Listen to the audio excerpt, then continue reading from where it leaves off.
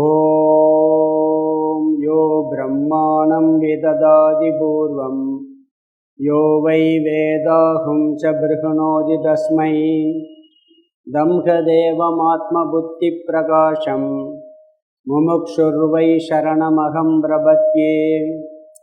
ஓம் நமோ பிரம்மாதிப்யோ பிரம்ம வித்யா சம்பிரதாய கர்த்ருப்யோ வம்ச ரிஷிப்யோ மகத்யோ நமோ குருப்யஹ.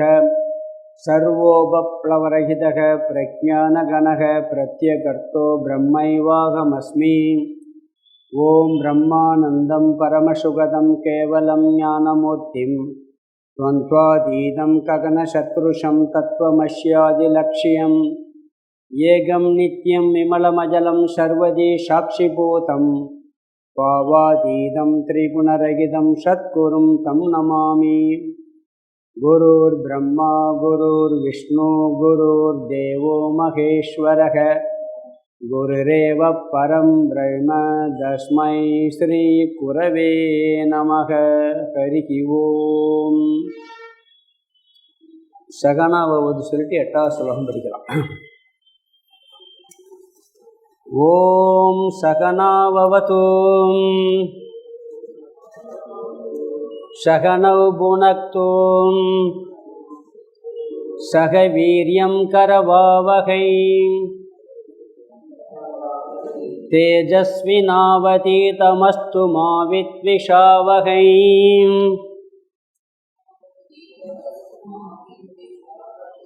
ஓம் சாந்தி சாந்தி சாந்தி.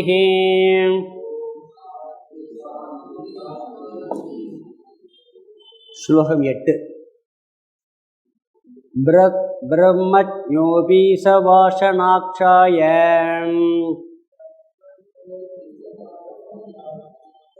மனோநாசௌ விதாய க்ரமாத்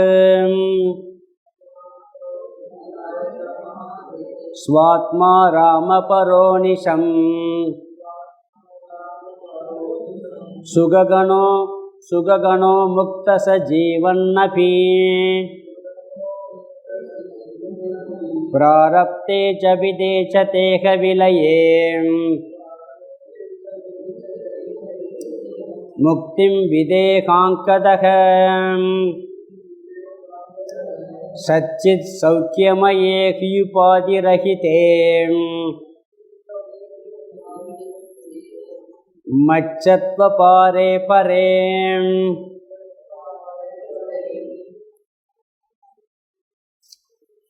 நம்ம இது வரைக்கும் 7 ஸ்லோகம் அர்த்தம் பார்த்துருக்கோம் ஜீவ யாத்திராவில். அதில் சாத்தியம், அதற்கு உண்டான சாதனை எல்லாம் தெளிவாக பார்த்து முடித்தோம். சாத்தியங்கிறது நித்தியானந்த சுகம், விஷ்ணுவின் மேலான பதம், சௌக்கியம் பதவி, பாதையினுடைய முடிவு, நாம் ஜீவ யாத்திரையினுடைய முடிவு, அதுதான் லட்சியம் சாத்தியம். அதற்கு சாதனை, இறுதியான சாதனை ஞானம். அந்த சௌக்கியம் பதவி, நித்தியானந்த சுகம், மோட்சம் என்ற மேலான சுகம் எல்லாம் ஒரே தான். அதை அடைவதற்கு இறுதியான கடைசி சாதனை ஞானம். அந்த ஞானத்தை அடைய முடியவில்லை, அதற்கு போக முடியவில்லை என ஸ்டெப் பை ஸ்டெப்பாக சொல்லி கொண்டு போனார் கீழிருந்து. முதல்ல வேதத்தில் நம்பிக்கை வர வேண்டும். அதற்கு முன்னாடி தேர் உதாரணம் சொன்னார். தேர் எப்படி இந்த பயணம், ஜீவ யாத்திரை நம்ம பயணம் பண்ணுறோம் ஜீவன் இந்த சரீரத்தில். அது மாதிரி தேருங்கிற சரீரத்தில் எஜமானன், தேரோட்டி, குதிரைகள் இதெல்லாம் உதாரணமாக சொல்லி அந்த பயணத்தை சொன்னார். அதில் மேலான லட்சியம் என்ன சொன்னார்னா, சுகஸ்வரூபமான பாதையின் முடிவான பிரம்மபதம்னார். அந்த பாதை எண்டு அவ்வளோதான், அதுக்கு பிறகு போக முடியாது. அது தேர் உதாரணத்தில் பார்த்தோம். பிறகு சாத்தியம் சொல்லும் பொழுது ஆரம்பத்தில் ஒன்றுமே இல்லை, இந்த வாழ்க்கைக்கே வருவதற்கு கஷ்டமாக இருக்குது, எங்களுக்கு உலக சுகமே போதும்னு சொன்னால் முதல்ல நம்பிக்கை வை, வேதத்தில் நம்பிக்கை வை. அது கர்மகாண்டமோ ஞான காண்டமோ, முதல்ல வேதத்தை நம்பு, பெரியவங்க சொல்கிறத நம்பு, தர்ம அதர்மத்தை நம்பு. நம்பி தர்மப்படி வாழ்ந்து தர்மப்படி சுகத்தை அனுபவி. இவ்வுலக சுகம் மட்டுமில்லை, பரலோக சுகம் தேவலோக சுகம் வரைக்கும் கூட விரும்பி ஹோமம் எல்லாம் பண்ணி புண்ணிய கர்மங்கள் பண்ணி நீ சொர்க்கலோகத்தில் கூட இன்பத்தை அனுபவி. அப்படி அனுபவிச்சா உன்னை எறியாமல் அதில் வைராக்கியம் வர ஆரம்பிக்கும். தர்மமாக சுகத்தை அனுபவிச்சா புத்தியும் வேலை செய்யும். எது நித்தியம் அனித்தியம் என்ற விவேகம் வேலை செய்ய ஆரம்பிக்கும். வைராக்கியம் படிப்படியாக வந்து இந்த சுகத்தில் இருந்தாலும் கூட இது நித்தியமல்ல, இது அனித்தியங்கிற புத்தி வரும். நித்தியமாக ஏதோ ஒன்று இருக்குது அப்படின்னு நாம் இந்த வாழ்க்கைக்கு வருவோம்னு சொன்னார். பிறகு அப்படி இந்த ஞானயோக சாதனைக்கு வரும் பொழுது, இதெல்லாம் நீக்கி வரும்பொழுது 2 தடை இருக்கும் அப்படின்னார். அது என்ன தடை? விருப்பு வெறுப்பு என்ற மன அழுக்கு, மனம் சஞ்சலப்படுகின்ற மனம் அலைபாயும் தன்மை என்ற 2 அழுக்கு. மன அழுக்கு மனதின் விக்ஷேபம். மன அழுக்குனால என்ன அர்த்தம்? எத்தனையோ அழுக்கு சொல்லலாம். ஆனால் எல்லா அழுக்குக்கும் மூல காரணம் ராக துவேஷம், விருப்பு வெறுப்பு. ஒன்றை விரும்புவோம் இல்லாட்டி வெறுப்போம். ஒரு பிரச்சனை வருதுன்னா அங்கே விரும்புறதுனால வரும், இல்லாட்டி வெறுக்கிறதுனால வரும். இந்த 2 தான் மனதினுடைய அழுக்கு. பகவான் கீதையில் கூட சொல்வார் ஒரு இடத்துல, அதாவது விருப்பு வெறுப்பற்ற உனக்கு இந்த ஞானத்தை சொல்லுகிறேன், பொறாமைப்படாத உனக்கு இந்த ஞானத்தை சொல்லுகிறேன். பொறாமையை வள்ளுவர் அழுக்குங்கிறார். ஆனால் அந்த பொறாமைக்கும் கூட விருப்பு வெறுப்பு தான் காரணம். அதனால வள்ளுவர் வேண்டுதல் வேண்டாமை இலானடின்னு. ராகத்வேஷம் சம்ஸ்கிருதத்தில் சொல்லுவோம், விருப்பு வெறுப்பு, வேண்டுதல் வேண்டாமை. இது 2 மனதினுடைய அழுக்கு. பிறகு மன அலைபாயுது, ரொம்ப அலைபாஞ்சிக்கிட்டே இருக்குது. எங்கே பார்த்தாலும் ஒரு இடத்துல நிற்கிறது இல்லை. இங்கே வந்தால் அங்கே, அங்கே போனால் இங்கே. நமக்கு சாதாரணமாக ஒரு இடத்துல முடிவு பண்ணுறத விட ரொம்ப அலைபாயும். ஒன்றை செஞ்சு செய்யலாம்னு நினைப்போம், செய்யலாமா வேண்டாமான்னு ஏகப்பட்ட குழப்பம் வரும். செய்ய ஆரம்பித்த பிறகு செய்யாமல் இருந்திருக்கலாமேன்னு வரும். இருக்கா இல்லைங்களா? ஆஸ்பத்திரிக்கு போகிறதுல கூட பார்த்தீங்கன்னா ஒரு ஆஸ்பத்திரி செலக்ட் பண்ணி போவாங்க, பார்த்துருக்கு. அங்கே போய் வைத்தியம் பண்ணுவாங்க. சரியாகலைன்னு வச்சுக்க, அங்கே போயிருக்கலாம், இங்கே வந்திருக்கக்கூடாது. இந்த பேஷண்ட் குழம்புறத பார்த்துருக்கேன். ரெகுலராக போய்கிட்டு இருப்பாங்க. அங்கே போனால் இதோட மோசமாக போயிடுச்சு, என்ன பண்ணுவீங்க? அதை யோசிக்கிறது இல்லை. படிப்புலேயே அப்படிதான், அந்த படி படிச்சிருக்கலாமா, இங்கே வந்து இதில் சேர்ந்துட்டோமே. இப்படி எல்லாத்துலேயும் குழப்பம். மனம் விக்ஷேபம் அடைந்து கொண்டே இருக்கிறது. அதற்கு சகுன தியானத்திலேயே பயனை எதிர்பார்க்காம சித்த சுத்திக்காக, மன ஒருமுகப்பாட்டுக்காக, கடவுளை அடைய வேண்டும் என்ற நோக்கத்திற்காக தியானம் பண்ணி பழகணும்னா ஜபம், தியானம், பூஜையெல்லாம் மன ஒருமுகப்பாட்டுக்கான வழி. விருப்பு வெறுப்பு நீக்குவதற்கு கர்மயோகம் வழின்னு பார்த்தோம். இது 2ஐயும் பார்த்தோம். இதெல்லாம் நீங்கி இதெல்லாம் வேரோடு களைய வேண்டும். இந்த தடையை கடைஞ்சுன்னா இது கர்மயோக சாதனையில் விருப்பு வெறுப்பை களையணும். தியானத்தின் மூலமாக மன விக்ஷேபத்தை, மனதின் அலைபாயும் தன்மையை களைய வேண்டும். சொல்லியிருக்கேன், மந்திரவாதி கூட மனசு விக்ஷேபம் இருக்காது. கான்சன்ட்ரேட் பண்ணி தியானம் பண்ண அப்படியே ஒருமுகப்பாட பண்ணுவான். அவன் வேற காரணத்துக்காக பண்ணுவான். அதில் விருப்பு வெறுப்பு இருக்கும். அங்கே மன ஒருமுகப்பாடு வந்துடும். ஆனால் விருப்பு வெறுப்பு என்ன? பெரிய விருப்பு வெறுப்பு வச்சுருப்பான். ஒன்று அழிக்கணும்னு பண்ணிக்கிட்டு இருப்பான், ஒன்று அடையணும்னு பண்ணிக்கிட்டு இருப்பான்.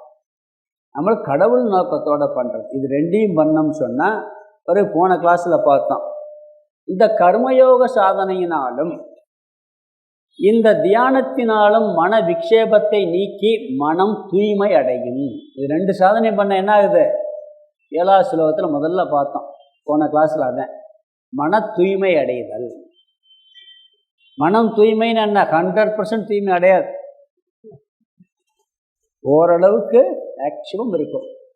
விருப்பு வெறுப்பு முழுசாக போகிறது ஞான நிஷ்டையில்தான் போகும். ஓரளவுக்கு இருக்கும், மேலோட்டமாக இருக்கும், ஆழமாக இருக்காது. அப்படி வந்துருச்சுன்னு சொன்னால் அந்த அடைந்த மனதில் உண்மையை உணர வேண்டும் என்ற அந்த முமுட்சுத்துவம் வர ஆரம்பிக்கும். ஏதோ ஒன்று உள்ள உண்மை இருக்குது, அந்த உண்மை தத்துவத்தை உணர வேண்டும். அதை அன்னைக்கு சொன்னேன், ஜீவ யாத்திரை நம்ம பண்ணுறோம். இந்த உடம்புல பயணம் பண்ணுறமே, அதனுடைய முடிவு என்னன்னு ஆராய்ச்சி பண்ண ஆரம்பிக்கும். மரணத்தை பற்றி ஆராய ஆரம்பிக்கும் புத்தி. தூய மனசுல தான் அந்த புத்தியை வேலை செய்யுமா. அப்படி ஒரு எண்ணமே வருமா. உலகம்னா என்ன, கடவுள்னா என்ன வருதாங்களா? எத்தனை பேர் யோசிக்கிறாங்க. கடவுள் சிந்தனையிலேயே கடவுளை கும்பிட்றோம், கடவுள் படைக்கிறாரு, கடவுள் நம்மளை காப்பாற்றுறாருன்றது எல்லாருக்கும் இருக்கும். கடவுளை இன்னொரு விஷயத்தில் கொஞ்சம் கோபமாக கூட, அவருக்கு வேறு வேலை வெட்டி இல்லையா? கடவுளுக்கு வேறு வேலை விட்டுரு, சும்மா படைக்கிறது, உன்னை கஷ்டப்படுத்துறது, அவன் நல்லா வைக்கிறது, இதெல்லாம் அவருக்கு எதுக்கு இந்த வேலையெல்லாம் பண்ணிக்கிட்டு இருக்காரு? இப்படி ஆரம்பித்து ஆன்மீகத்துக்கு உள்ளே வர ஆரம்பிச்சிட்டோம்னு அர்த்தம். புரியுது உங்களுக்கு? கேள்வி கேட்குறோம்ல, ஏன் அதை பண்ணுறாரு? அவர் பண்ணுறதுல என்ன? அப்போ கேட்க உடனே என்ன ஆகும்? அவராக பண்ணல, நீ செஞ்ச பாவ புண்ணியத்தை கொடுக்குறாரு. அப்புறம் அவர் பண்ணுறாரா பண்ணாரு, ஏன் படைக்கிறாரு, எப்படி படைக்கிறாரு, ஏன் அழிக்கிறாரு, எப்போ தொடங்குச்சு, எப்போ முடிய போகுது, சிருஷ்டி எப்போ தொடங்குச்சு, எப்போ முடிய, நான் எப்போ வந்தேன், எத்தனை பிறவி எடுத்திருக்கேன், இந்த பிறவியோட முடிஞ்சு போதா, இன்னும் தொடருதா? இப்படிப்பட்ட கேள்விகள் எல்லாம் வர ஆரம்பிச்சு இதில் எது உண்மை என்று ஆராய ஆரம்பிக்கும். இது முமுட்சத்துவம். இதை அடைவதற்கு நாமளா தியானம் பண்ணி அடைய முடியாது. தியானம் பண்ணுறது சாதனை எல்லாம் சித்த சுத்தியை கொடுக்கும், ஞானத்துக்கு மனசை தயார்படுத்தும், கர்மயோகம் தயார்படுத்தும், பூஜை தயார்படுத்தும், ஜபம் தயார்படுத்தும். உண்மையை உணர ஒரு குரு தேவை இருக்கிறது, சத்குரு தேவை இருக்கிறது. முறையாக பயின்ற ஒரு குருவிடம் சென்று பணிவிடை செய்ய வேண்டும்.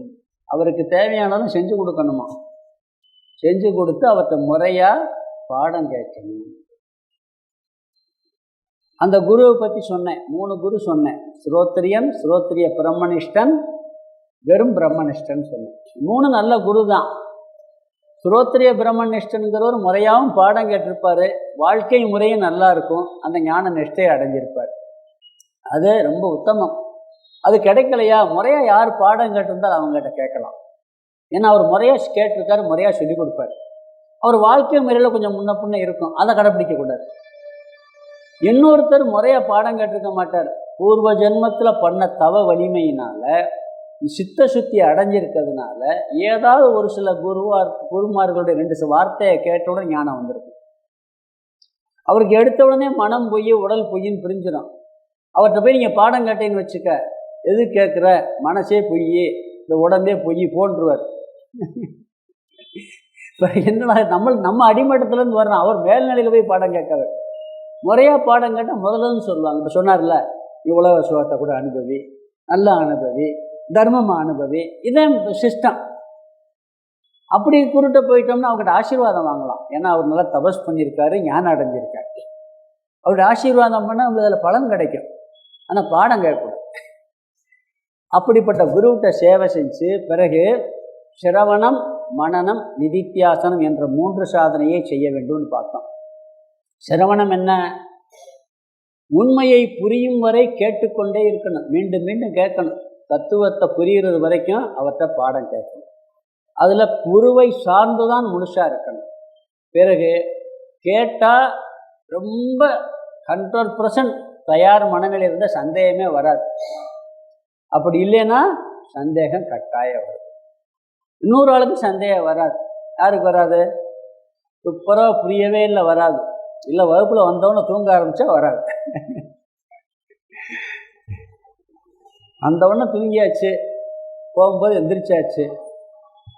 சிறுமலையில் ஒருத்தர் சொன்னார்னே சொன்னேன், நேராக சொன்னார் ஒருத்தர், எது கிளாஸ் பண்ணி கேட்ட ஒருத்தர் சொன்னாராம் நந்தரவத்துக்கு போகும்போது, இல்லை எப்படி உங்களுக்கு இன்ட்ரெஸ்ட் இல்லை? அதெல்லாம் ஒன்றும் இல்லை, தூக்க மாத்திரை போட்டால் கூட தூக்கம் வரல. அங்கே போய் உக்காந்த உடனே அந்த சிறுமலை காற்றுக்கு அப்படி ஒரு தூக்கம் வருது. அது முடிஞ்சவங்க நல்ல சாப்பாடு வேற கொடுக்குறாங்க, அதனால நான் போயிட்டு வரேன்டாரா. எப்படியோ வந்து உட்காடுறாரு, அதே ஒரு பெரிய புண்ணியம் தான். அவருக்கு சந்தேகம் வரவே வராது. வருமா சந்தேகம்? பிறகு இன்னொன்று எப்படின்னா, சந்தேகம் வரும், நம்ம போயிடுவோம், வீட்டில் போய் யோசிச்சுக்கிட்டே இருப்போம். அடுத்த கிளாஸில் தன்னெறியாமல் நிவர்த்தியாகும். நிறைய பேர் சொல்லியிருக்காங்க, சாமி எனக்கு சந்தேகம் இருந்துக்கிட்டே இருந்துச்சு, இன்னைக்கு கிளாஸ் கேட்டு போனோன்னு என் சந்தேகம் ஓடி போச்சும்பார். அந்த சந்தேகம் அடுத்த கிளாஸில் நிவர்த்தியாகும், இல்லை 100 கிளாஸில் நிவர்த்தியாகும். ஏன்னா நேராக போய் கேட்கறதுக்கு டைம் இருக்காது, பார்க்க முடியாது. அப்போ இந்த சந்தேகத்தை நிவர்த்தி பண்ணணும். இதுக்கு நம்மளுடைய முயற்சியும் வேணும், குருவினுடைய முயற்சியும் வேணும், அவருடைய உதவியும் தேவை. நம்மளுடைய முயற்சி, குரு உதவி. சிரவணத்தில் குருவே சார்ந்திருக்கணும். இங்கே நம்ம பாதி அது பாதி. பிறகு நிதித்தியாசனத்தில் நாம் மட்டும்தான், நாம் உட்காந்து தனியாக உட்காந்து இந்த கேட்ட விஷயத்தில் அங்கே புதுசாக ஒரு அறிவை பெறுவதில்லை. அந்த பெற்ற அறிவை மீண்டும் மீண்டும் சிந்திச்சு சமாதி நிலையை அடைதல். சமாதின்னு என்ன அர்த்தம்? பெற்ற ஞானத்தில் உறுதி. பொதுவாக சமாதிக்கு பல அர்த்தம் இருக்குன்னு சொல்லியிருக்கேன். ஒரு அர்த்தம் என்னன்னா, ஒரே சிந்தனையில் இருக்குது. அதாவது தியானம் பண்ணும் பொழுது நாமெல்லாம் ஜபம் பண்ணுறோம், நான் ஜபம் செய்து கொண்டிருக்கின்றேங்கிற எண்ணம் இருக்கும். இந்த மந்திரத்தை ஜபம் செய்து கொண்டிருக்கின்றேங்கிற எண்ணமும் இருக்கும். இந்த செயல் நடைபெற்று கொண்டிருக்கிறதுங்கிற எண்ணமும் இருக்கும். அதில் இப்போ ஓம் நம சிவாய அல்லது ஓம் நமோ நாராயண அந்த மந்திரத்தை தவிர நான் இருக்கேங்கிற புத்தியும் இருக்காது. இந்த செயல் நடந்து கொண்டுக்கிட்டு இருக்காது. இப்போ எப்படி ஆழ்ந்த உறக்கத்தில் ஒன்றுமே தெரியவில்லை என்ற ஒரு எண்ணம் மட்டும் இருக்கு. நான் தூங்கிக்கிட்டு இருக்கேங்கிற எண்ணம் இருக்குல்ல, அறியாமையில் இருக்கிறேங்கிற எண்ணமும் இல்லை. அப்படி இருந்தால் தூங்கலைன்னு அர்த்தம்.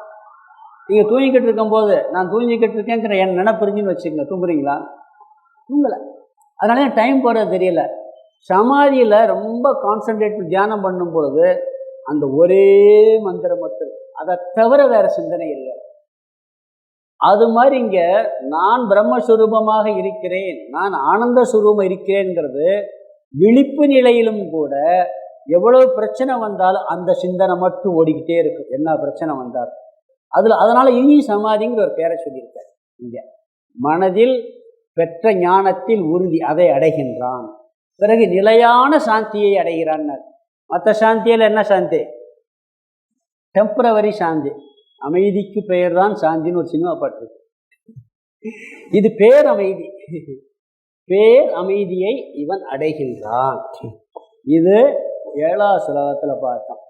கர்மயோகத்தினாலும் உபாசனை யோகத்தினாலும் மனதை தூய்மைப்படுத்துகின்றான் ஒருவன். அந்த தூய்மைப்படுத்திய மனதில் உண்மை தத்துவத்தை உணர வேண்டும் என்ற எண்ணம் உருவாகின்றது. அந்த எண்ணம் உருவானதால் உண்மையை உணர்வதற்காக சத்குருவை நாடுகின்றான், அல்லது தன்னுடைய குருவை நாடி அவருக்கு பணிவிடை செய்து அவரிடம் சென்று அவரிடம் தத்துவத்தை கேட்டு புரியும் வரை கேட்டுக்கொண்டே இருக்கின்றான். புரிந்த பின்பு அதில் வரக்கூடிய சந்தேகங்களை நிவர்த்தி பண்ண வேண்டும். நிவர்த்தி பண்ணிய பிறகு இந்த ஞானம் இதுதான் விஷயம் என்பதில் உறுதி பெற வேண்டும். இதெல்லாம் முறையாக செய்யணுங்கிற ஸ்டெப் பை ஸ்டெப்பாக. முதல்ல சிரவணம், பிறகு மனனம், பிறகு நிதித்தியாசனம். கேட்டல், சிந்தித்தல், தெளிதல். முதல்ல நிஷ்டை பண்ணிட்டு பிறகு கேட்குறதுங்கிறது இல்லை. சரி, ஞான நிஷ்டை ஆயாச்சு, நிதித்தியாசனம் பண்ணியாச்சு, அது பிறகு பாடம் கேட்கலாமா வேணாமா, வீட்டில் இருந்துக்கிட்டலாமா? தப்பு இல்லை வீட்டில் இருந்தால். ஆனால் அந்த நிஷ்டை ஸ்ட்ராங்காக இருக்கிறதுக்கு மீண்டும் மீண்டும் கேட்கறது ஒரு பயன்படும். இந்த சிரவணத்தில் ஒரு பெரிய பாக்கியம் இருக்குது. என்ன சொல்லுவாங்கன்னா, ஒருத்தர் தியானம் பண்ணுறாரு, ஜபம் பண்ணுறாரு, பூஜை பண்ணுறாரு, அதனாலே சித்த சுத்தி அடையும் விஷயம் புரியும். இந்த வேதாந்த விஷயம் கேட்கறதுங்கிறது ஒரு பெரிய சாதனை. இது ஜபத்தை விட, நீங்கள் ஜபத்தை விட கான்சன்ட்ரேட் பண்ண முடியாது. ரொம்ப ஆர்வம் இருந்தால் இதில் 1 மணி நேரம் போகிறது தெரியாது. ரொம்ப ஆர்வம் இருந்தால் இதில் 1 மணி, அப்போ இது அதை விட பெரிய தியானம். அது வேதாந்தம் புரியாமல் கேட்டாலும் இந்த வகுப்பில் இந்த விஷயங்கள் கேட்கும்போது சித்த சுத்தியும் ஆகுமா, மன தூய்மையும் ஆகுமா.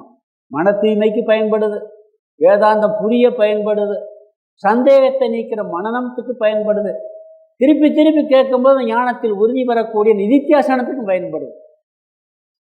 அதனால இந்த வகுப்புகளை தொடர்ந்து நம்ம இங்கே கேட்டாலும் வீட்டில் போய் மற்ற விஷயங்கள் யாரோ நிறைய இந்த வேதாந்த விஷயம் பேசியிருக்காங்க. இன்றைக்கெல்லாம் கிடைக்காது. முன்னாடி நம்ம டேப் ரெக்கார்டில் போய் எங்கேயா ரெக்கார்டு பண்ணி பதிஞ்சு வாங்கிட்டு வரணும். இன்றைக்கி யூடியூப்பை தட்டினா வந்துடும், நம்ம கிளாஸ் கூட எல்லாம் வரும்.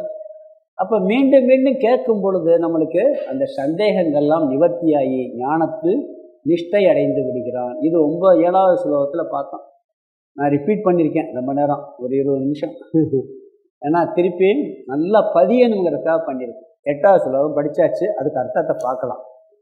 இங்கே என்ன சொல்கிறாருன்னா, நிதித்தியாசனம் செய்ய வேண்டிய காலத்தில் நம்ம உட்காந்து நிதித்தியாசனம் பண்ணுறோம். இல்லை, நிதித்தியாசனம் உட்காந்து தியானம் பண்ணுறது மட்டுமல்ல, பஸ்ஸில் போகும்போது, நடக்கும்போது, சும்மா உட்காந்துருக்கும்போது இந்த விஷயத்தை மீண்டும் மீண்டும் சிந்திக்கிறது நிதித்தியாசனம். அப்போ என்ன சாதனைகள் செய்ய வேண்டும்? இந்த 8வது ஸ்லோகத்தில் 2 சாதனை சொல்கிறார். வாசனாட்சயம், மனோநாசம்.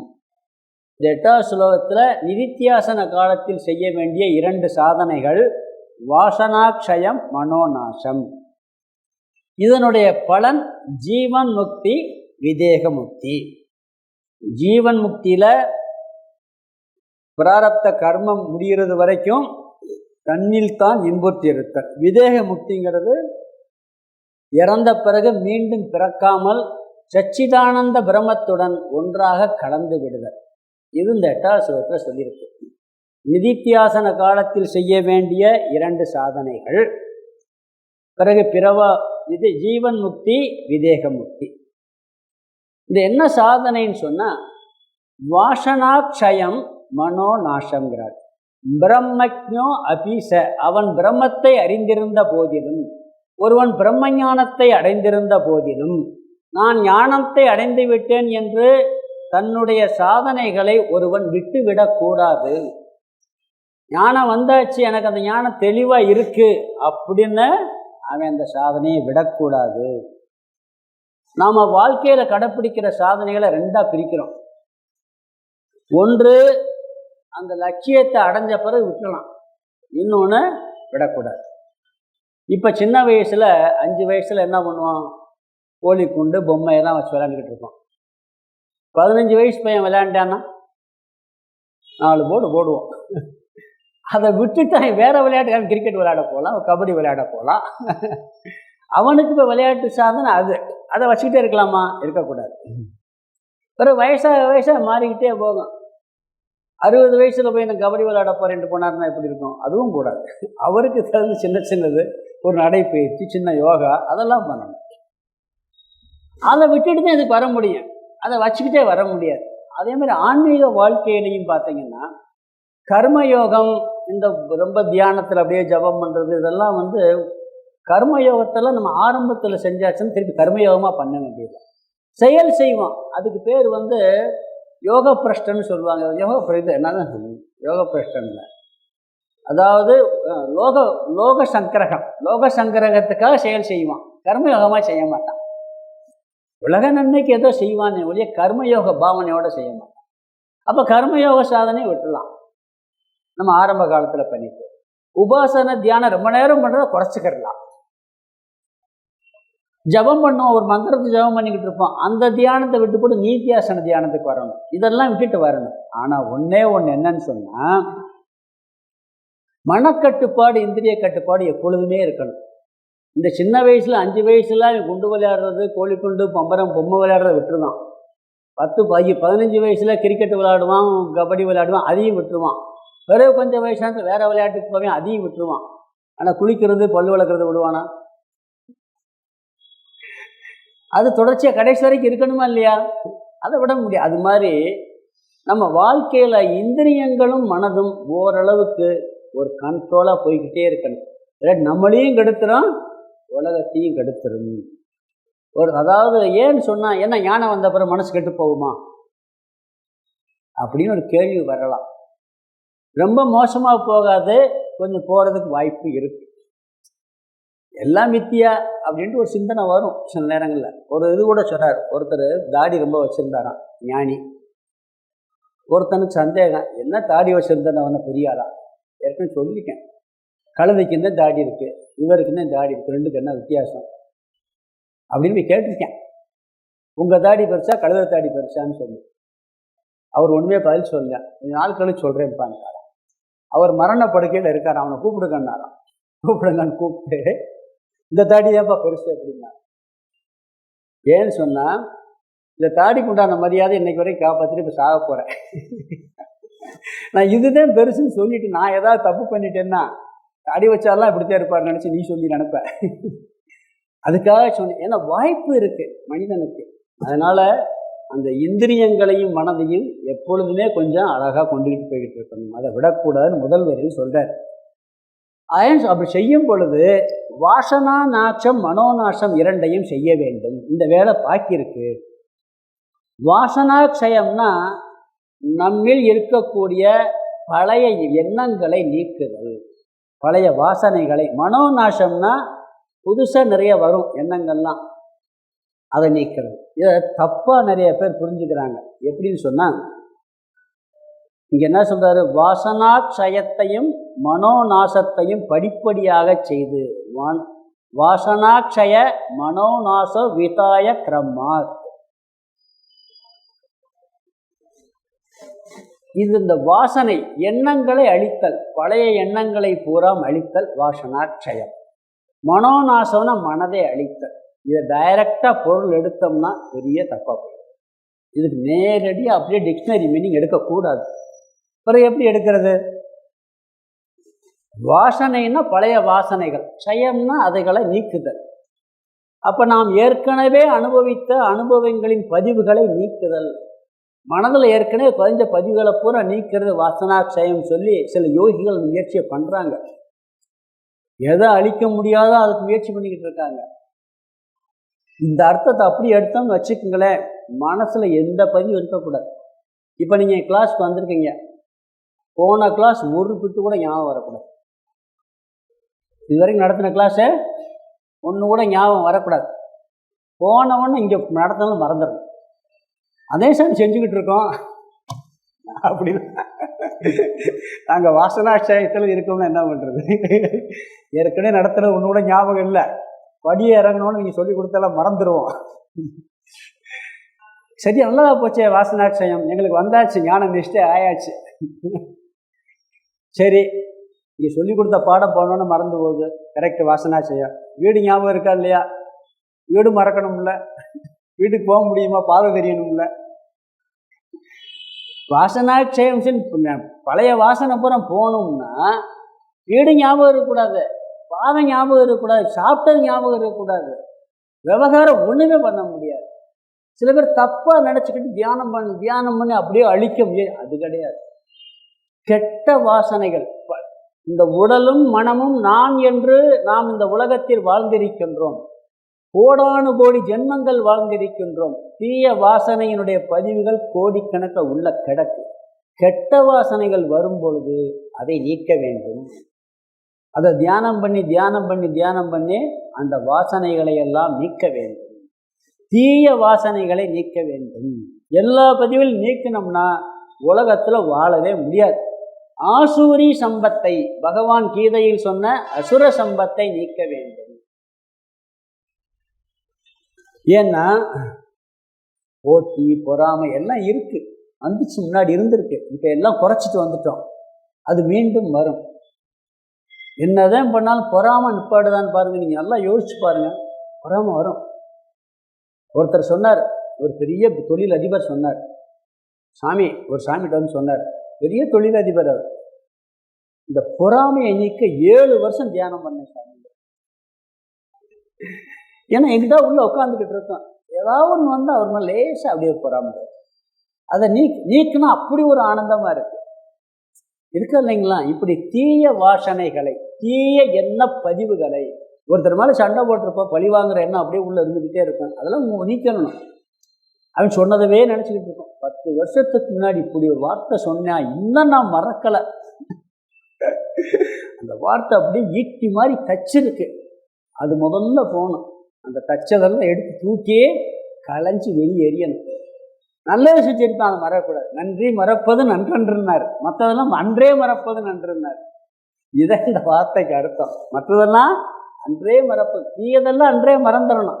நல்ல வாசனையை வைத்து கொள்ள வேண்டும். இது நிதித்தியாசன காலங்களில் நம் மனதில் எது வீக்காக இருக்கு, எந்த வாசனை ரொம்ப பதிவாக இருக்கு, பழைய பதிவுகள்.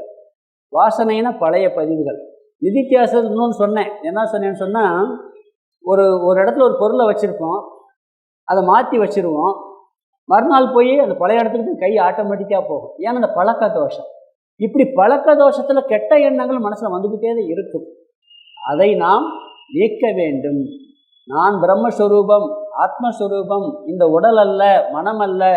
இந்த உடலினால் தான் இந்த பொறாமை வருகிறது, இந்த மனசினால் தான் வருது. அதுவே உண்மை இல்லைங்கும்போது உடலும் அழிய போது, மனசன் அழிய போகுது. அப்படின்னு சொல்லி நினைந்து அதை நீக்க வேண்டும். இது பழைய வாசனைகளை நீக்குவது. இந்த பெற்ற புதிய அறிவினால் தீய குணங்களை எல்லாம் நீக்க வேண்டும். துர்வாசனைகளை நீக்க வேண்டும். விபரீதமான பாவனைகளை நீக்க வேண்டும். கோடிக்கணக்கான ஜென்மங்களில் இந்த உடம்புதான் நான் என்ற புத்தி இருக்கு, இந்த மனசுதான் நான் என்ற புத்தி இருக்கு. இந்த உடலும் மனமும் அழிந்துதான் போகும். இதற்கு ஆதாரமான ஆத்மா தத்துவம்தான் நான் என்ற புத்தி இந்த ஞானத்தில் வரும். இது உடனே நீக்க முடியுமா? இந்த ஜென்மத்தில் வந்த வாசனைனா கூட நீங்கள் எத்தனை ஜென்மத்தில் வந்திருக்கு? அப்போ தியானம் பண்ணி இந்த தத்துவத்தை கொண்டு வந்து உடல் மனம்ங்கிறது அனித்தியம். இது அழியக்கூடிய ஒன்று. இதற்கு ஆதாரமான உள்ளே இருக்கு. அதுக்காக உடல் மனசு அனித்தியம் இதை பயன்படுத்தாமல் இருக்கக்கூடாது. இருக்க வரைக்கும் நல்லா பயன்படுத்தணும், முறையாக பயன்படுத்தணும், முறையாக வச்சுக்கிறணும். போனால் கவலைப்படக்கூடாது. இப்போ கடவுள் எடுத்துட்டு யம தர்மராஜா வர்றதால அவங்க எடுத்துட்டு போட்டோம். ஐ ஆம் ரெடி. 40 வயசு கூட ஆகலை பாரதியா இருக்கு. வாடா யமா வா, உன்னை காலால் எட்டி உதைக்கிறேன் அப்படின்னாரான். யமனை கூப்பிட்டாரா பாரதியார். என்ன தைரியம் பாருங்க. யமனை கூப்பிட்டு என்னை எட்டி உதைக்கப்படுற வா அப்படின்னாரான். இந்த அளவுக்கு அவருக்கு ஞானம் இருந்திருக்குதாரு, தைரியம். இப்படி தீய வாசனைகளை தான், இந்த தேகம்தான் உடல் என்ற ஆழமான எண்ணத்தை நீக்குதல் வாசனாட்சயம். ஏற்கனவே இருக்கக்கூடிய தீய எண்ணங்களையும், இந்த உடல்தான் நான் என்ற எண்ணத்தையும், மனம்தான் நான் என்ற எண்ணத்தையும் நீக்குதல் வாசனாட்சயம். சரி, அடுத்து மனோநாசம். ரெண்டும் ஒன்று தானே, அதுவும் எண்ணம் தான், இதுவும் எண்ணம் தான். இந்த யோகிகள் ப்ராப்ளம் எல்லாம் மனசுலேருந்தே வருது. மனசை அழிச்சிட்டா பிரச்சனை சால்வ். அதில் மனசில் எண்ணமே இல்லாமல் அந்த எண்ணமில்லாத நிலைக்கு போகிறதுக்கு அவங்க முயற்சி பண்ணுறாங்க. என்னைக்கு மனசை அழிக்கவே முடியாது. மனசை ஒரு காலத்திலும் அழிக்க முடியாது, அது நடக்காத காரியம். புதுசாக ஏதாவது தீய எண்ணங்கள் வர ஆரம்பிச்சுன்னா அந்த எண்ணத்தை நீக்கலாம். மனம் எப்போ அழியும் தெரியுங்களா? இந்த ஸ்தூல சரீரம் எப்போ அழியுது? பிராரப்த கர்மம் முடிஞ்சவங்க அழிஞ்சிடும். நம்மளுடைய விதி முடியுதுன்னு சொல்கிறோம்ல, இத்தனை வருஷம் தான் இருப்பான்னு முடிஞ்சோன்னு இந்த சரீரம் என்னன்னா வச்சுருக்க முடியாது. கட்டாயம் போயிட்டேன். அது 5 வயசோ 10 வயசோ 100 வயசோ 120 வயசோ. 120 வயசு பிராரப்த கர்மம்னா அது பேர் இந்த சரீரம் ஒரு செகண்ட் இருக்காது. சரி, மனசு இருக்குமாம்னா அங்கேயும் அன்னைக்கு மனசு இருக்குது. இந்த சரீரம் இருந்தால் மனசு அழியாது. அவருக்கு அது ட்ராவல் பண்ணி அடுத்த சரீரத்துக்கு போகும். அப்பயும் மனசு இருக்கும். எப்போ மனசு அழியும்னா இந்த அறியாமைங்கிற விதி முடியணும். நம்ம உடம்பு மனசு அப்படிங்கிற அறியாமை இருக்குது. இந்த அறியாமை ஓடிச்சுன்னா மனசு ஓடி ஒழிஞ்சு போயிடும். அது கூட இறந்த பிறகுதான். ஞானம் வந்த பிறகு இந்த உடம்பு இருக்குன்னு சொல்கிறோம். ஞானம் வந்த பிறகு அது மாதிரி மனசு இருக்குமா இருக்காதா? மனசு இருக்கும். பிறகு மனசு அழிக்கிறதுனா என்ன அப்படின்னு சொன்னால், அதாவது மனதில் அதில் பழைய வாசனை அழிக்கிறோம். இப்போ புது வாசனை வர ஆரம்பிச்சு நிறைய. ஏதாவது ஒரு திடீர்னு ஒரு வண்ணம், அதை பண்ணால் என்ன அப்படின்னு மனசு ஓடும். எப்பா இதெல்லாம் பண்ணக்கூடாதுன்னு மனசை நம்ம சொல்லுவோம், இப்போ தடுத்துருவோம். ஏதாவது பண்ணி அதெல்லாம் போகிற தப்பு வேணாம்னு சொல்லி மனசில் அந்த எண்ணத்தை நீக்குவோம். இது மனசு நாசம். அந்த எண்ணத்தை நீக்குவது மனோ நாசம். இன்னொன்று, மனசுனா இப்படித்தான் இருக்கும், அது மித்தியா. இந்த எண்ணம் இப்போ வந்திருக்கா கொஞ்ச நாள் ஓடி போயிடும். இந்த நல்ல எண்ணம் வந்திருக்கா அதுவும் ஓடி போயிடும்.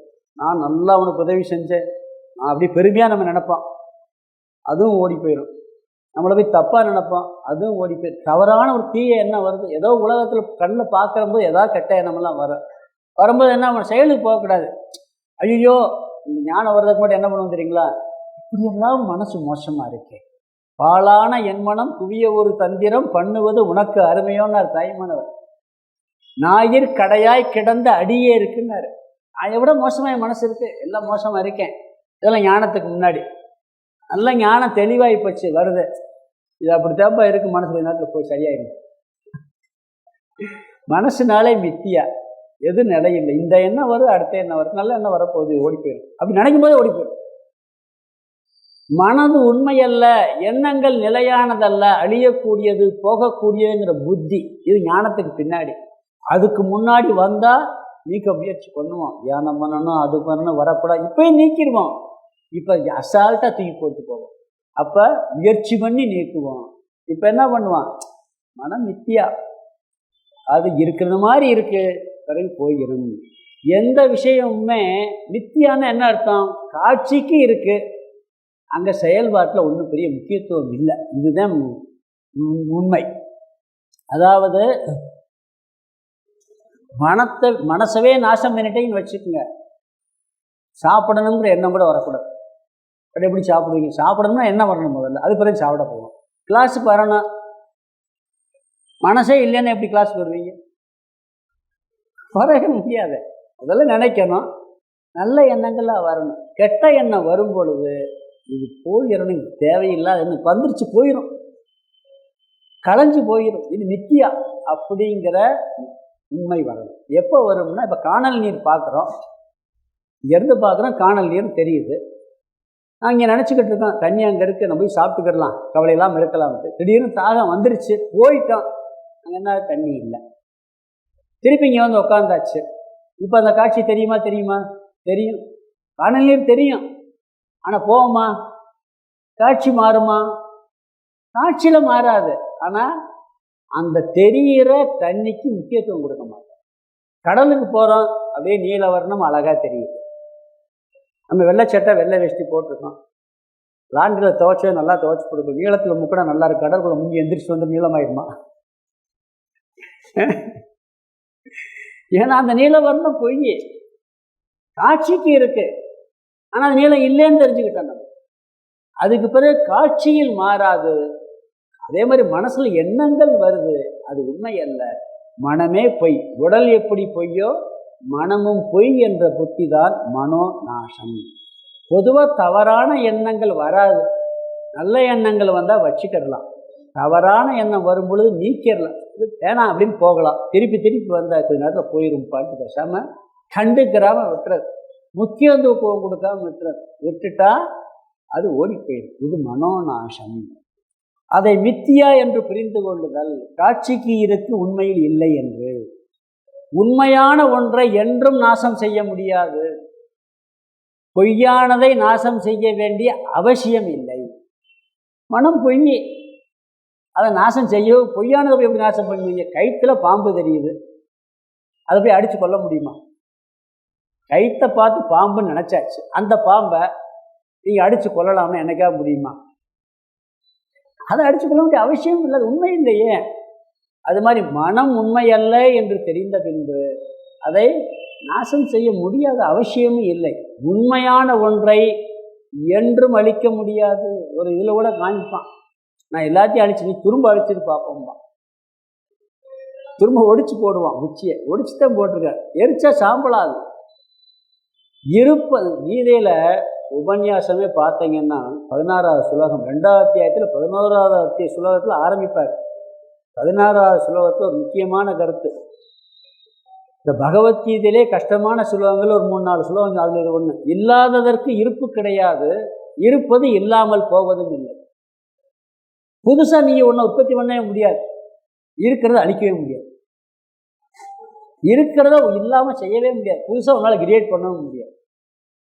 அது ஆத்மா ஒன்று தான் இருக்குது, அழியாமல் ஆதாரமாக. இரும்பு இருக்குது, இரும்பில் ஆயிரக்கணக்கான உருவங்கள் செய்யலாம், இரும்பாக தாங்க இருக்கும். அம்பட்டி அழிக்கலாம், அருவாள் அழிச்சிடலாம், நகைக்கு உதாரணம் நம்ம சொல்லுவோம், தோடை அழிச்சிடலாம், மூக்குத்தி அழிச்சிடலாம், செயின் அழிச்சிடலாம். தங்கத்தை அழிக்க முடியுமா? அழிக்கவே முடியாது. அது ஆதார தத்துவம். அப்படி ஆதாரமான ஆத்மா ஒன்றைத்தான் நாசம் செய்ய முடியாதே ஒழிய, அதிலிருந்து பொய்யாக தோன்றிய இந்த உடலையும் மனதையும் எப்படி அது போயிடும், காட்சிக்கு இருக்காது, நாசம் ஆட்டோமேட்டிக்காக போயிடும். அதை நாம் நாசம் பண்ண வேண்டிய அவசியம் இல்லை. அது இந்த உடம்பு இருக்கிறது வரைக்கும் அது இருந்துக்கிட்டே இருக்காது, இல்லாட்டி பண்ண முடியாது. ஆனால் அது உண்மை அல்ல, பொய் அல்ல. பொய்யை நாசம் பண்ண வேண்டிய அவசியம் இல்லை. நாம் உண்மையிலே செயின் அழிக்கிறோம்னு சொன்ன செயின் உண்மையிலே இருந்துச்சா? இல்லை, வந்துச்சு போயிடுச்சு, அவ்வளோதான். தங்கத்தை நாற்கடையில் தங்கம் வாங்குறவன் செயின் டிசைனே பார்க்க மாட்டான். செயினா மோதிரமா மூக்குத்தியா தோடான்னு எவனும் பார்க்க மாட்டான். அவனுக்கு நல்ல தங்கமானு பார்ப்பான், வேறு எதையும் பார்க்க மாட்டான். அவனுக்கு அந்த செயின்கிற தோற்றமே கிடையாது. அப்படி என்னாங்க, மனம்ங்கிற தோற்றமே நம்மளுக்கு உண்மையிலேயே இல்லை. அதனுடைய ஆதாரமான ஆத்மாங்கிற தத்துவம் தான் இருக்கும். இது மனோ நாசம். இந்த வாசனா நாசம், வாசனா க்ஷயம் என்பது பழைய பதிவான எண்ணங்களை நீக்குதல். மனோநாசம் என்பது புதிதாக தேவையற்ற எண்ணங்கள் வரும் பொழுது அதை நீக்குதல். அந்த எல்லா எண்ணத்தையும் நீக்கிறது இல்லை, அப்படிப்பட்ட எண்ணம் நீக்குதல். அல்லது இது மித்தியா, இது போயிரும்னு புரிந்துக்கிறது, உண்மை அல்ல என்று புரிந்து கொள்ளுதல். இந்த யோகிகள் என்ன பண்ணுறாங்கன்னா, அப்படியே தியானத்தில் உட்காந்து சமாதிக்கு போயிட்டு மனசு அழிச்சது. அப்போ எந்த எண்ணம் இருக்காது, ஆனால் ஒரு எண்ணம் இருக்கும் அவங்களுக்கு. எண்ணமே இல்லாமல் எந்த எண்ணம் இருக்குன்னு ஆழ்ந்த உறக்கத்தில் எண்ணம் இருக்கா இல்லையா? ஒரு எண்ணம் இல்லைன்னு சொல்லுவோம், ஆனால் ஒரே ஒரு எண்ணம் இருக்கு.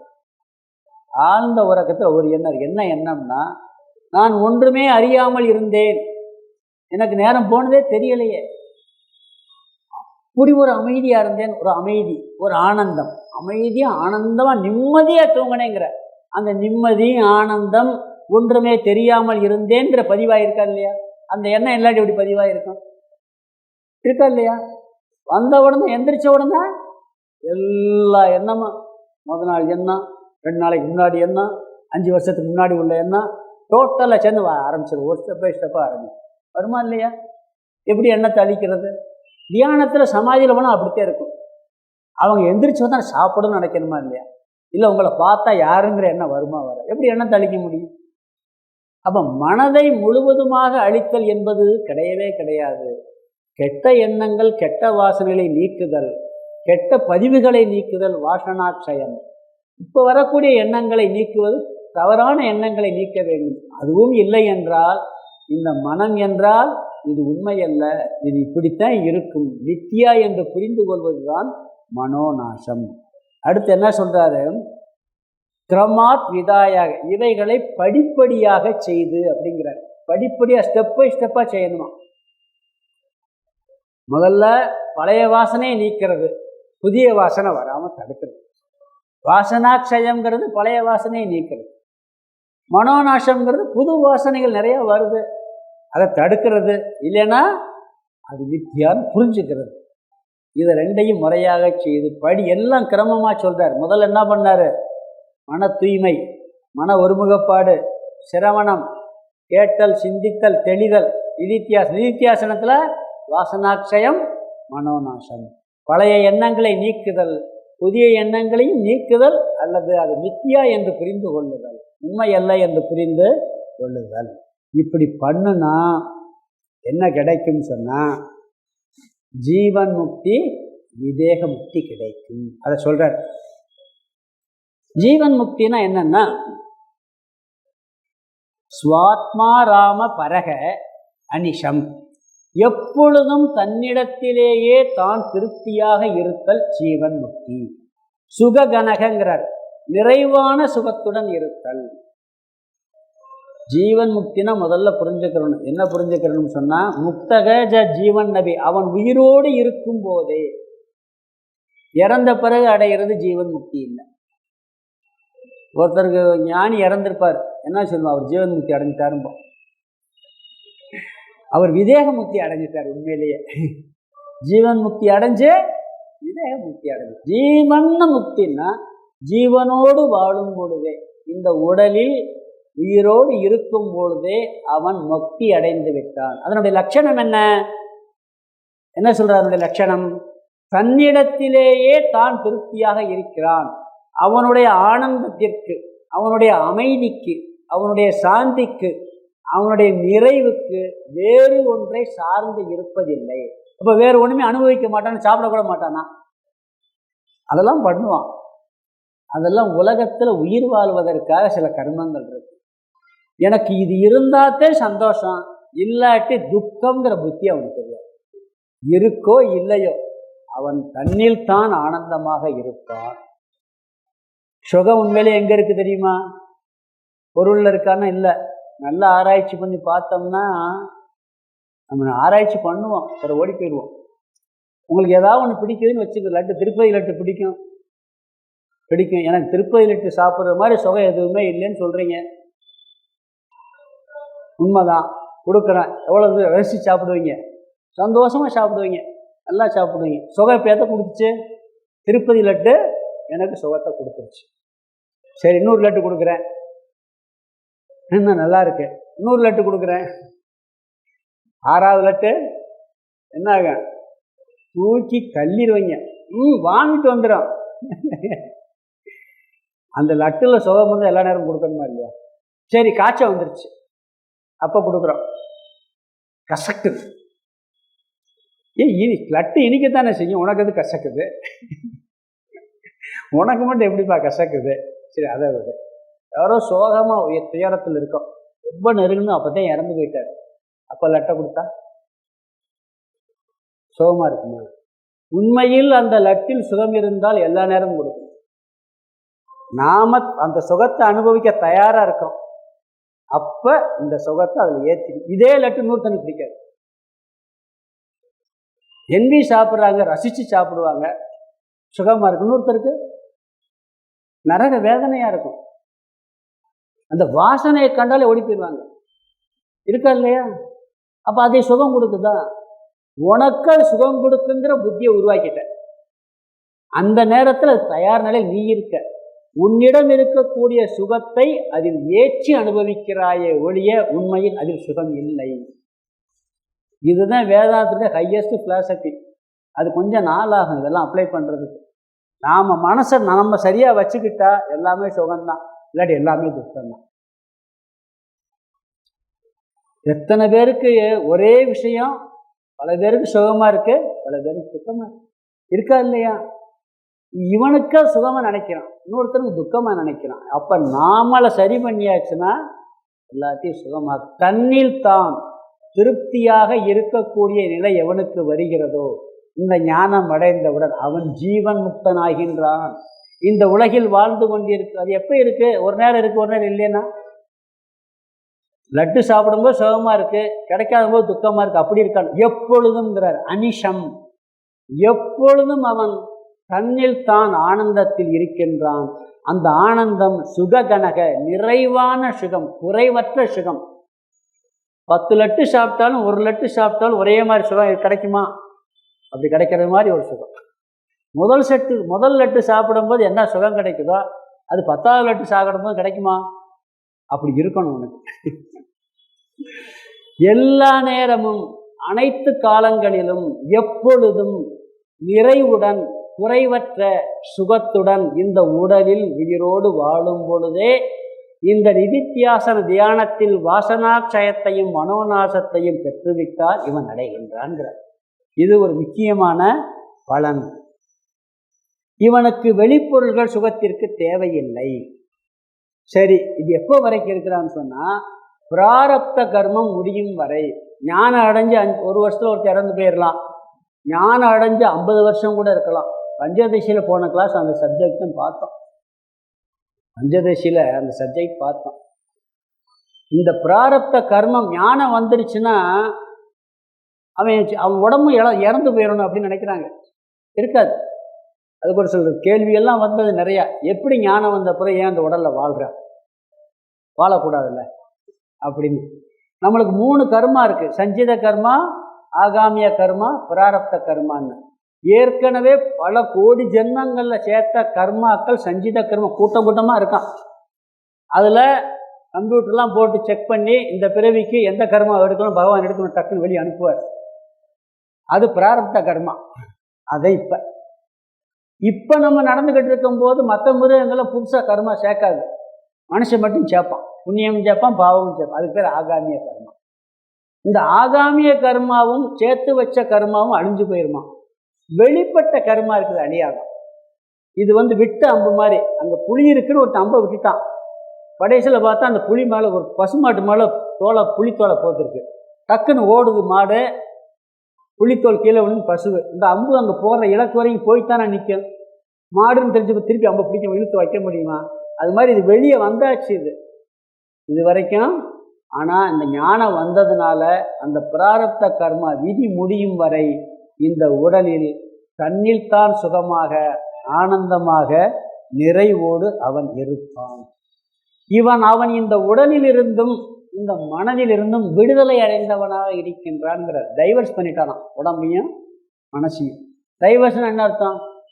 இவர் என் கணவர் அல்ல, இவர் என் மனைவி அல்ல, அதான டைவர்ஸு. தேசத்துக்கு விடுதலை கிடைச்சா என்ன அர்த்தம்? நம்மளுக்கு விடுதலை ஆகிட்டான், அவன் என்னுடைய முதலாளி அல்ல, பிரிட்டிஷ்காரன் என்னுடைய தலைவன் அல்ல. கணவன் மனைவி டைவர்ஸ் என்ன சொல்கிறான்? இவர் எனக்கு மனைவி அல்லன்னு டைவர்ஸ், இவர் எனக்கு கணவர் அல்ல டைவர்ஸ். இங்கே என்ன டைவர்ஸ்? பெரிய டைவர்ஸ். ஏன் உடம்பு இது அல்ல, இது ஏன் உடம்பு அல்ல, இது ஏன் மனசு அல்ல அப்படின்னு டைவர்ஸ் பண்ணுறது. என்னுடையது அல்ல என்ற புத்தி. இந்த உடலே நான் அல்லன்னு சொன்னால் உடலை சார்ந்த மற்றதெல்லாம் நம்மளுடையதாக இருக்குமா? உடலே என்னுடையது அல்லன்னா பிறகு உடலை சார்ந்துதான் வீடு வாசல் எல்லாம். இது செயலில் காட்டக்கூடாது, ஞாபகம் வச்சுக்கங்க. ஞானியும் செயலில் காட்ட மாட்டான், புத்திக்குள்ளே ஆழமாக இருக்கு. விவகாரத்தில் அண்ணன் தம்பி மாமன் மச்சான் மனைவி மக்கள் எல்லாம் சந்தோஷமாக எல்லாரும். அவனுக்கும் அஞ்ஞானிக்கும் வித்தியாசமே இருக்காது. இவனுக்கு இவங்க இல்லாட்டி துக்கம், அவனுக்கு இல்லாட்டி துக்கம் வர. இருந்தாலும் இது நம்மளுக்கு இருக்குது அப்படின்னு பெரிய அப்படியே ஏக்கத்தில் இருக்க மாட்டான். இருந்தாலும் இருந்தால் உலகத்தில் வாழ்றது வரைக்கும் எப்படி இருக்கணுமோ தர்மமாக வாழ்ந்துருப்போம். இல்லாட்டி அவனுக்கு அந்த எஃபெக்ட் வராது அவனுக்கு. ஏன்னா அதவே இல்லை, எப்பயுமே அறிவுனாலதான் இதெல்லாம் நீக்க முடியும். செயலில் எல்லாத்தையும் நீக்க முடியாது, ஒரு சிலத்தை நீக்க முடியும். யாதனின் யாதனின் நீங்கியான் நோதல் அதனின் அதனின் இளங்கிறார் வள்ளுவர். உதறு ஒட்டாம எதுலையும் ஒட்டாமல் இருக்குன்னு சொல்லிட்டார். அந்த குறள் திருக்குறளே உதறு ஒட்டாத குறள் இதுதான். யாதனின் யாதனின் நீங்கியான் நோதல் அதனின் அதனின் இளன். உதடே ஒட்டாத இந்த குறளை சொன்னீங்கன்னா அந்த குறள் அர்த்தம் என்ன? உலகத்தில் எதோடு ஒட்டாமல் இருந்துக்க. எந்த பொருள் நீ ஒட்டாமல் இருக்கியோ அந்த பொருள் இருந்து உனக்கு துக்கம் கிடையாது. செயல்ல இல்லை, மனசில் அறிவில். அறிவில் பற்று, அதில் ஆழ்ந்த அட்டாச்மெண்ட் இல்லாமல் இருந்தால் அதனால் உனக்கு துக்கம் கிடையாது. அப்படி போகும் பொழுது இவன் தன்னில் தான் இன்புற்று இருக்கின்றான். இவன் பேரானந்த பெருவெள்ளத்தில் திளைக்கின்றான், ஜீவன் முக்தி அடைகின்றான். எப்பயுமே எல்லாத்தையும் பயன்படுத்தலாம், ஆனால் இது நம்மளுடையது அல்லங்கிற புத்தியோடு. ஏற்கனவே சொல்லியிருக்கேன், ஒருத்தர் சாமிகிட்ட குழம்பிக்கிட்டே இருந்தார். இந்த வீட்டில் பக்கத்து வீட்டுக்காரன் இப்படி தொந்தரவு பண்ணுறான், அந்த வீட்டில் அந்த சேவத்தை ஆணி அடிக்கிறான், அந்த வீட்டுக்காரன் குப்பையை கொண்டாந்து முன்னாடி கொட்டு தினம் புலம்பல்.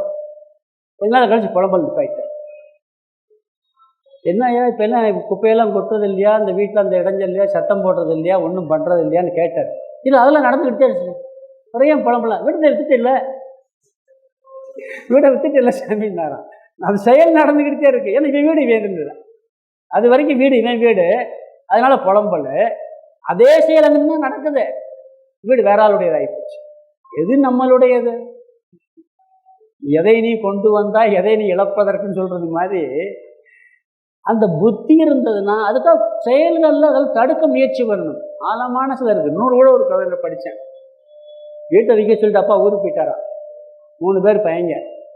போன உடனே வந்திருக்கிறாரு, எல்லாம் காணாமல் போயிட்டு வந்து திருப்பி வந்திருக்காரு. அந்த வீடு தீப்பிடிச்சு எரிஞ்சுக்கிட்டு இருக்கு. ஐயோ வீடு எரியுதே, எனக்கு என்ன பண்ண ஒருத்த வர்றா, அழுகிறாரு. வீடு எரியுது, அப்பா வீட்டை விட்டாச்சுப்பா அப்படிங்கிறான். அப்பாடா அப்படிங்கிறார். இன்னொருத்தர் இன்னும் விற்கிற அட்வான்ஸ் தான் வாங்கியிருக்குங்கிறான். ஐயோங்கிறார் திருப்பி.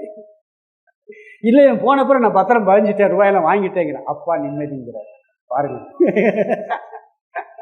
ஒரே வீட எப்படியெல்லாம் மனசு மாறுது பாருங்க. காரணம் என்னுடையது என்னுடையது இல்லை, என்னுடையதுன்னு பயன்படுத்தலாம்.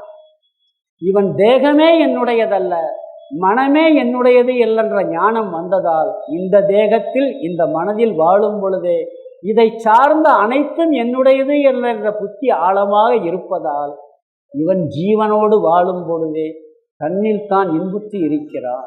இது உடனே வராது. திருப்பி திருப்பி திருப்பி திருப்பி கேட்டு சிந்திக்க சிந்திக்க இந்த ஆத்ம தத்துவம் நல்லா புரிஞ்சிச்சுன்னா நல்லா சிந்திக்க முடியும். புரிகிறது வரைக்கும் கேட்க வேண்டும். இதற்கு பிறகு அவன் என்ன ஆகுறான்னு சொன்னால், எல்லாம் முடிஞ்சு இந்த பிராரப்த கர்மம் முடியுது. செத்த பிறகு என்ன ஆவான்? சாகிற வரைக்கும் சந்தோஷம் இருந்தாச்சியா, செத்த பிறகு பிறப்பானா? பிராரப்த கர்மம் முடிஞ்ச பிறகு விதேக முக்தியை அடைகின்றான். பிராரப்தே க்ஷபிதேச்ச தேக விலையே விதேகா முக்திம் கதக. அவன் இந்த பிராரப்த கர்மம் நாசமடையும் பொழுது, இந்த ஸ்தூல உடல் மரணமடையும் பொழுது விதேக முக்தியை அடைகிறான். மீண்டும் சரீரத்தை எழுப்பதில்லை.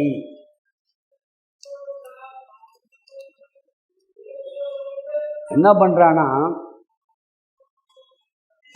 இந்த பிராரப்த கர்மம் முடிஞ்ச உடனே இந்த உடம்புல இருந்து விடுபட்டுட்டான். விடுபட்ட பிறகு அவன் மீண்டும் பிறவா நிலையை அடைகிறான். காரணம் என்னன்னா, இந்த கர்மம் முடிஞ்சு ஞானம் வந்தாச்சுன்னா அந்த சேர்த்து வச்ச கர்மம் அழிஞ்சு போயிடும்.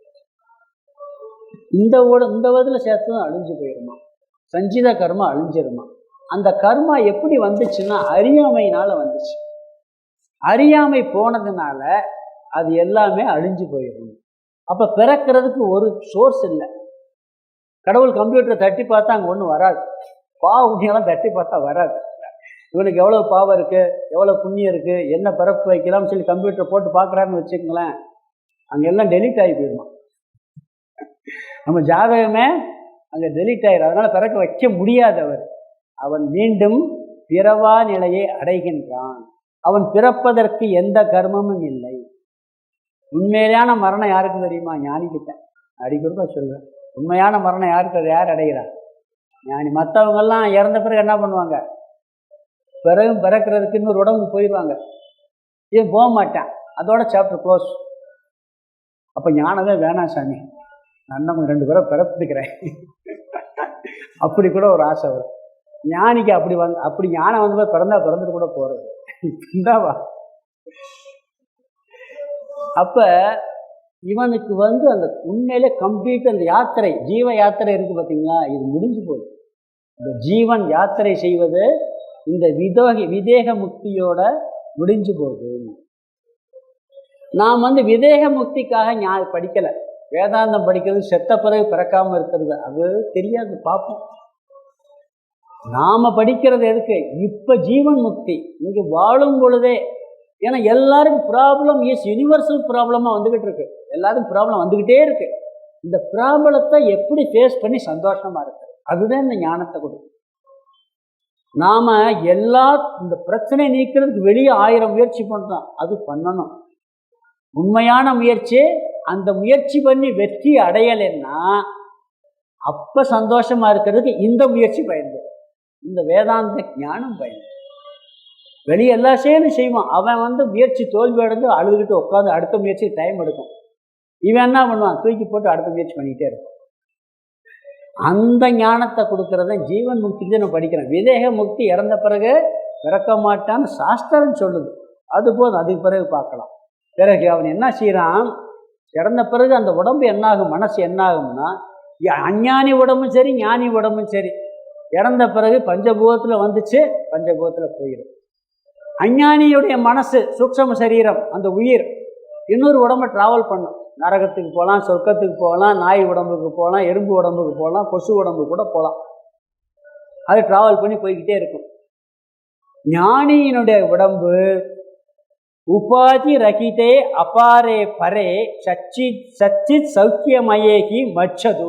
என்ன சொல்றாருன்னா, உபாதிகளற்ற வரையறைக்கு உட்படாத மேலான சச்சிதானந்த சொரூபத்திலேயே மூழ்கி விடுகிறது. கடைசி வரி இந்த சுலபத்தில் பிரம்மத்துடன் ஐக்கியமாகி விடுகின்றான்.